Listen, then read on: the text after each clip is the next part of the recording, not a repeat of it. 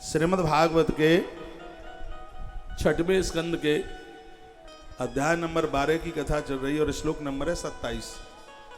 आप अपने घर में भागवत रखते हो तो इस श्लोक को जरूर पढ़िएगा, इसका व्याख्यान पढ़िए। क्या कहता है यह है?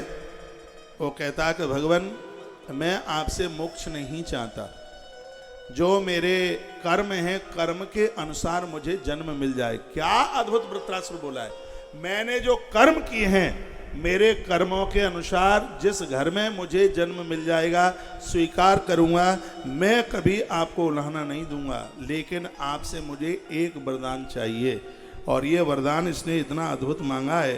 कहता तन मायात्मात्म जदार गेहे अश्वासक्त चितनाथ भूयात। ये कहता है कि भगवान मुझे संतों का संग, मेरा संतों के साथ से संग न छूटे, मुझे महापुरुषों का सानिध्य मिले, उनके चरणों में जगह मिले। और आपसे प्रार्थना है कि संसार के जो लोग स्त्री पुत्र और धन में लिप्त हैं ऐसे लोगों का साथ मुझे कभी भी मत देना, ये आपसे मेरी प्रार्थना है। तालियां बजाना मत, हाथ की मेहंदी छूट जाएगी। ये इतनी बजनीक बात कही है वृत्रासुर ने। वृत्रासुर कहता है कि भगवान महात्माओं का तो संग मुझे मिल जाए, यदि कहीं आप मुझे संतों का संग भी ना दे पाओ तो ऐसे लोगों का साथ मत दे देना। कैसे लोग? जो पत्नी पुत्र और संपत्ति के लिए दुनिया में अपराध करने के ऊपर उतारू हो गए हैं। वो अपराध पैसे कमाने के लिए कर रहे हैं, धन इकट्ठा करने के लिए अपराध कर रहे हैं, बच्चों के लिए अपराध कर रहे हैं और पत्नी के लिए अपराध कर रहे हैं। जो पत्नी पुत्र और संपत्ति के लिए अपराध करने में लगे हैं, भगवान आपके चरणों में मेरी ऐसी प्रार्थना है, ऐसे लोगों का साथ कभी मुझे भूल करके भी मत दे देना। कथा हमारे और आपके लिए है, ऐसे लोगों की संगति मत करना जो व्यभिचार में लगे हुए हैं, ऐसे लोगों का संग मत करना जिनके पास क्रोध है, लोभ है, ऐसे लोगों का संग मत करना जो स्त्री संतान और संपत्ति के लिए ही अपना जीवन जी रहे। आदमी का अपना तो कोई खर्चा ही नहीं, एक पैंट में 1.5 साल निकाल दोगे आप, एक धोती आपकी जल्दी फटने वाली नहीं है। लेकिन ये जितना भी अधर्म और अन्याय किया जाता है सब औलाद के लिए। धृतराष्ट्र ने और किया है, मोह इतना उसके ऊपर हावी था कि अपने धर्म सत्कर्म को भूल गया और उसको राष्ट्र दिखाई नहीं देता था, उसको दुर्योधन ही दिखाई देता।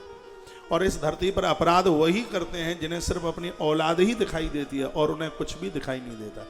लेकिन इनको ये नहीं पता है कि मरघट में जला करके आ जाएंगे, 3 दिन रो करके सगरे आंसू पहुंच लेंगे, बड़ी बड़ी मौतें हो जाती हैं, छाती पीटने कहते हैं अब घर कैसे चलेगा। महीना 2 महीने के बाद सबके घर चलते हैं भैया, सब आंसू पहुंच करके रह जाते हैं। तो भागवत कहना चाहती है कि ये अधर्म और अन्याय और अपराध में मत जुड़े रहना, ऐसे लोगों का संग मत करना जिनके पास बैठने से तुम्हें भगवान नहीं व्यापार दिखाई देता है, जिनके पास बैठने से अपराध दिखाई देता है।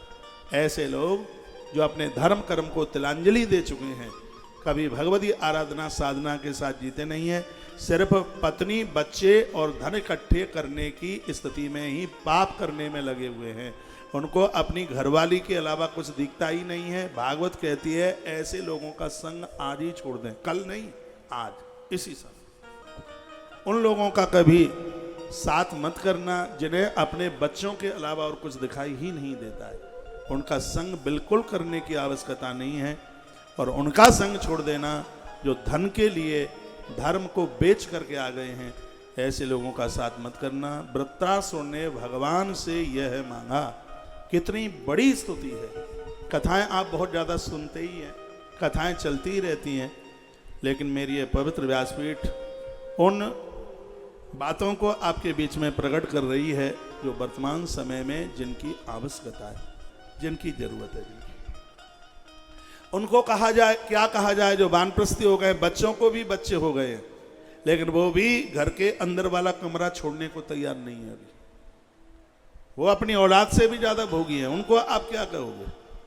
अभी वो जलेबी का रस चाखते चाखते अभी उनकी उपरती नहीं हुई है। बाबा पूरनदास जी महाराज एक बड़ी अच्छी बात कहते थे। वो कहते थे, हमें आज भी याद है कि जलेबी तब तक खाओ जब तक तुम पचा लो, और जलेबी खाते खाते लोटा लेकर के तुम खेत में बैठे रहे तो फिर जलेबी खाने का फिर मायना क्या है, क्या मतलब है? अब जलेबी खाने के लायक यानी भोग भोगने के लायक नहीं रहे हो।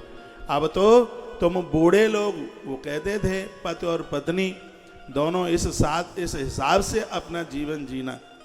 मेरी व्यासपीठ एक बात कहेगी, मैं ये नहीं कह रहा हूँ कि दादा और दादी बहन भाई बन जाएं, लेकिन ये व्यासपीठ ये जरूर कहती है जब तक बहन और भाई जैसी पवित्रता के साथ वानप्रस्थ जीवन नहीं जिया जाएगा तब तक कल्याण नहीं हो सकता, नहीं हो सकता।